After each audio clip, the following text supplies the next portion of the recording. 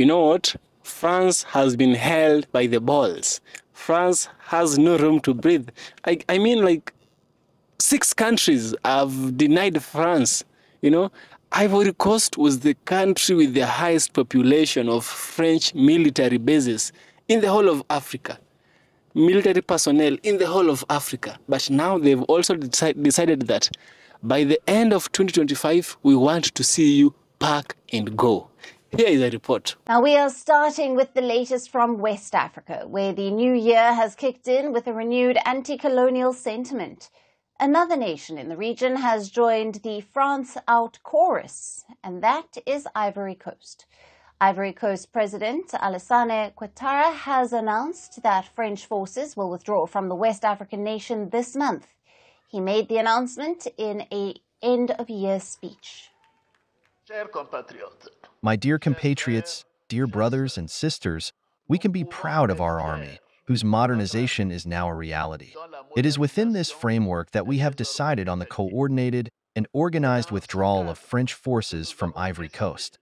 Thus, the camp of the 43rd Marine Infantry Battalion in Port Bouet will be handed over to the armed forces of Ivory Coast starting this January 2025.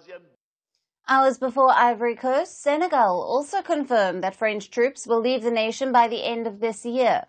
The Senegalese President, Bassirou Diomaye Faye, has said that this year would see an end to all foreign military presence in the country. Earlier, he also announced France would have to close its military bases on its territory. 2024 has been a tough year for France in West and Central Africa, and setbacks for Paris have clearly spilled into the new year.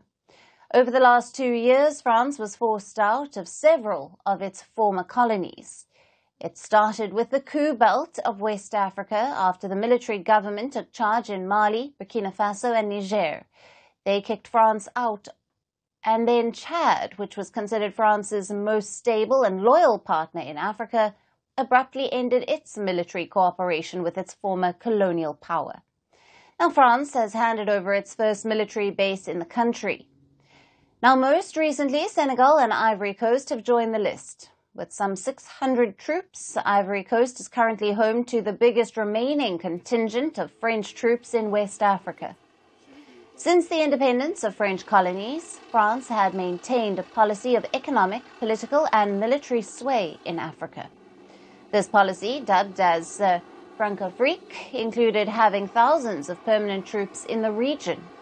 But now, France has been kicked out of more than 70% of African countries.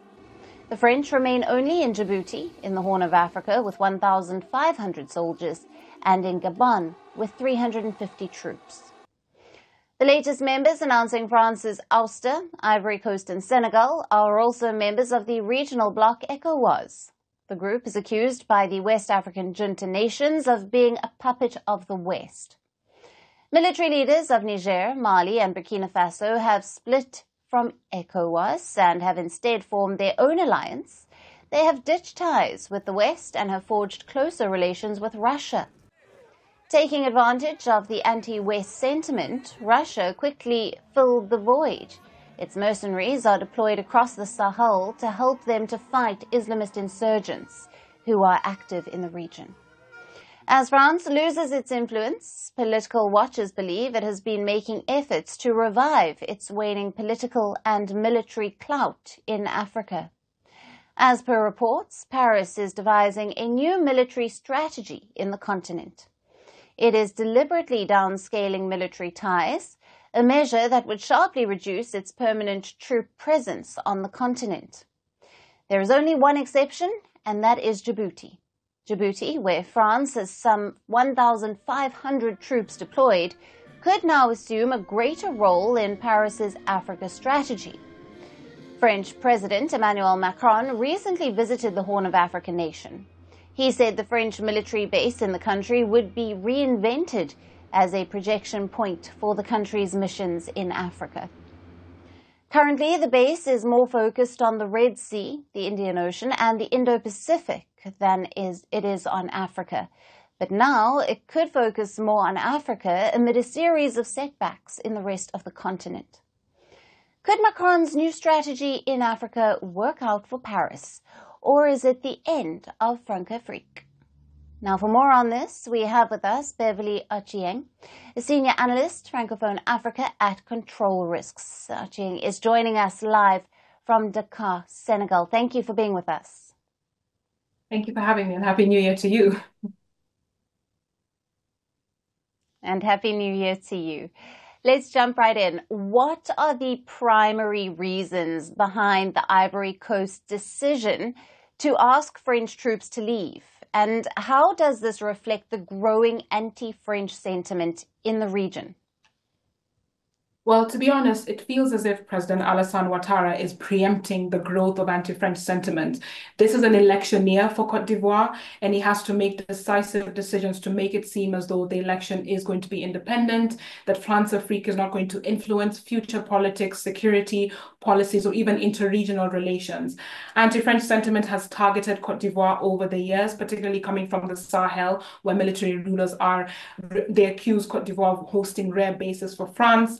They're pro-Russian and anti-Western activists who have been targeting Côte d'Ivoire with anti-French sentiment as a way of trying to make it come from the country naturally. It hasn't happened, but if it does emerge during the election, the presence of French forces is likely to undermine that election or undermine a potential re-election of Ouattara as we wait for him to either declare his candidacy or not, and what his policy will be in the future.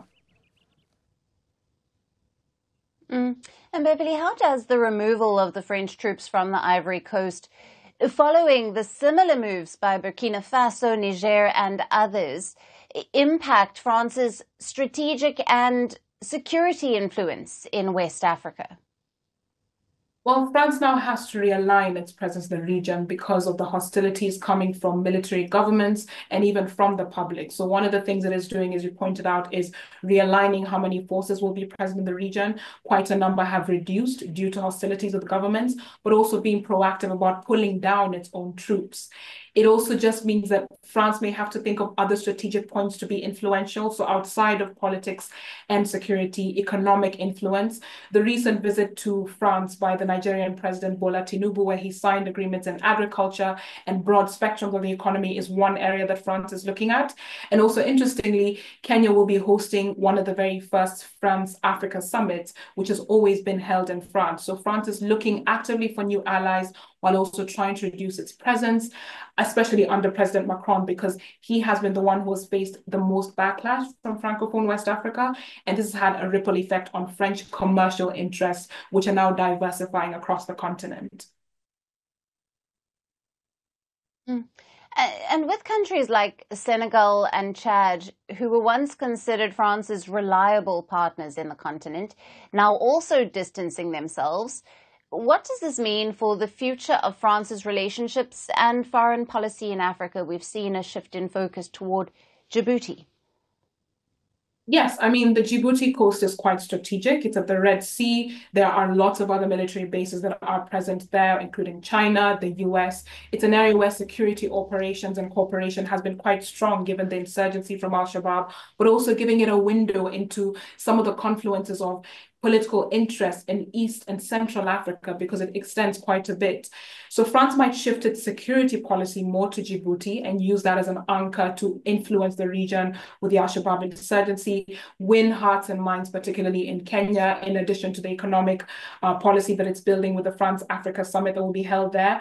But then increasingly in the West, reduce its military political presence and only have some economic presence, given the hostilities that some French commercial interests are likely to face, given the wave of anti-French protests.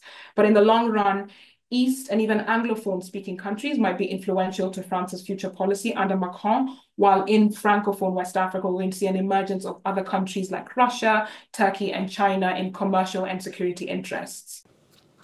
Good morning and good afternoon and good evening, depending on where you're watching from. Shalom. Happy New Year. Please, by the time of recording this video, it is the 2nd of January 2025. Kindly have a happy and prosperous New Year. Thank you to my subscribers. Thank you for my Patreon members. Thank you for my channel members. Thank you for the anonymous people who gift me on my Patreon and on my super things. I really appreciate. Thank you so much. Kindly have a prosperous and marvelous new year. Put God first in everything that you do, and your ways shall prosper. Remember this, do not lean on your own understanding, because your understanding is limited. God is unlimited. Yeah. For this reason, let's go to the Ivory Coast. Ivory Coast is the country which has that popular Chelsea player, the one we used to enjoy when we were kids. I don't know if you remember Didier Drogba. You know, Didier Drogba, the one with the dreads. Yeah. Didier Drogba is where, Ivory Coast is where this player, Didier Drogba, is coming from. I remember he used to play really good football. The other name of Ivory Coast is Côte d'Ivoire. Côte d'Ivoire is the French translation of Ivory Coast, you know. Now here is a report that was made by BBC. Ivory Coast says French troops to leave West African nation. Should we clap, or should we keep quiet, or should we cry? What should we be doing in this case? I think we should clap, because this is an end to colonialism. Let me give you more on this report. Ivory Coast has announced that French troops will withdraw from the West African nation of Ivory Coast, further reducing the military influence of the former colonial power in the region. In an end-of-year address, Ivory Coast President Alassane Ouattara said the move was a reflection of the modernization of the country's armed forces. Separately, we have other countries in Africa that already did this. We have Niger, Mali, and Burkina Faso, my three favorite children countries. We also have Chad. Now we had Senegal. Now we have Ivory Coast. Now, apart from these other countries, which France would have closed its military base, which France closed the military bases, has confirmed the withdrawal would be completed by the end of 2025. You know, apart from those countries I've stated for you, Ivory Coast, the French removal will take 1 year. What is it they are carrying that takes 1 year? I'm wondering. So Ivory Coast is home to the biggest remaining contingent of African troops in West Africa. There are some 600 French military personnel in the country, with 350 in Senegal. We have decided in a concerted manner to withdraw French forces from the Ivory Coast, the President Ouattara of Ivory Coast said. He added that the military infantry battalion in the country. Now, he added that the military infantry battalion of Port-Bouetard, that is run by the French army, would be handed over to Ivorian troops. France, whose colonial rule in West Africa ended in the 1960s, has already pulled its soldiers out of Mali, Burkina Faso, and Niger, following military coups in those countries and growing anti-French sentiment. But why? Why is this happening? Why are they surprised that they are being kicked out? BBC is sounding like Africans did a very bad thing. You know, BBC is a Western media company, so they want to make it look like they have been wronged, but instead they are the ones who have wronged us. Let me continue. The government of Chad, a key Western ally in the fight against Islamic militants in the region, abruptly ended its defense cooperation pact with France in November. That is Chad. They ended in November. Senegalese President Bassirou Diomaye Faye said, "I have instructed the Minister for the Armed Forces to propose a new doctrine for cooperation in defense and security, involving, among other consequences, the end of all foreign military presences in Senegal from 2025. Faye, who was elected in March on a promise to deliver sovereignty and end dependence on foreign countries, which is predominantly France. France will retain a small presence in Gabon, though. So it's a very long story. It's such a long story. I don't think we need to finish all this, but here is a line that I find very interesting. Now, political watchers believe that France has been making efforts to revive its waning political and military influence in Africa. The former political power now appears to be devising a new military strategy to downscaling military ties, a measure that would sharply reduce its permanent troop presence on the continent of Africa for more than 3 decades and its dependence from France. Ivory Coast, also known as in its French name Côte d'Ivoire, was known for its religious and ethnic harmony as well as its well-developed economy. The West African countries has wailed as a model of stability, but an armed rebellion in 2002 split the nation into two. Peace deals alternated with renewed violence as the country slowly edged its way towards a political resolution of the conflict.